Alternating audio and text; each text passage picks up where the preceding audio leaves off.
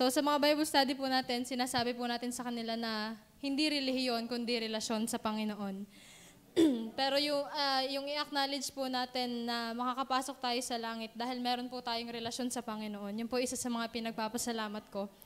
Tapos, yung mga relationship po na yon ay masarap po na nabubuo yung mga relationship sa bawat isa sa atin na nagkakaroon po tayo ng chain. May nabasa po ako sa isang quotation, ang sabi po doon, Lord, chain me in you. Ako ay iyong ikadena sa iyo. At yun po ang magandang prayer din natin, yung talagang relationship po sa Panginoon. Salamat sa Panginoon po sa relationship na meron po tayo sa Kanya. Yun po ay dahil naman sa word na reconciliation. Yan, napakahalaga din po. Pinakita din po ng Panginoon sa akin yung mga salitang reconciliation. May notebook ko dito. Sabi dito, it's not just being able to forgive, but being able to say sorry and humble yourself in spite na ikaw ang pinagkasalahan. At nagpapasalamat po ako sa Panginoon sa Kanya pong bigay na reconciliation sa amin. Lately po, kung kayo po makasama sa mga prayer and fasting, sa mga preachings po din dito sa ating simbahan, lagi pong nababanggit yung word na forgiveness.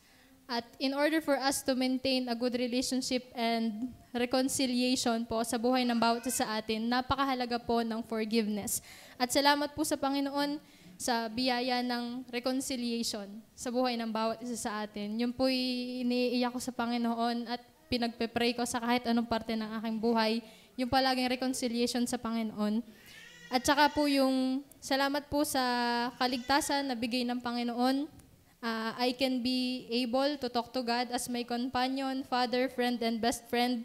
At yung pong wisdom na makapag-Bible study, maging sa family po, sinulat ko po dito ay family with God.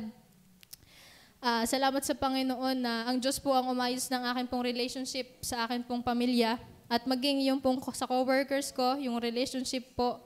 Kung may relationship po tayo sa labas, sa mga Bible study natin, lalo't higit po dapat ay dito din sa amin sa loob.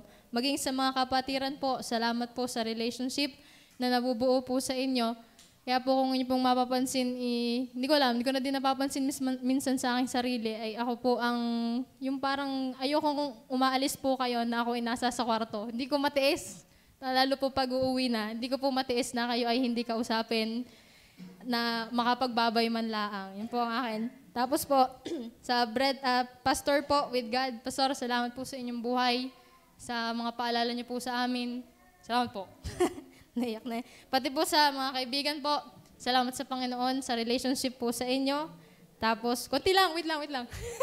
Tapos po sa mga bata po, children with God, kasama po ang Panginoon sa pagtuturo sa mga bata, maging mga kaklase ko po sa Bible School, salamat po. At ito po ang aking conclusion, salamat sa Panginoon sa relationship, reconciliation, at word po na forgiveness. Mahalin ko muna po ang Panginoon ng higit sa lahat upang ang aking relationship sa iba ay maging mas maayos. Ang Panginoon, ang punot dulo ng lahat. Mamahalin ko muna lalo ang Diyos ko, ang aking Ama. Papurit pasasalamat po sa Panginoon.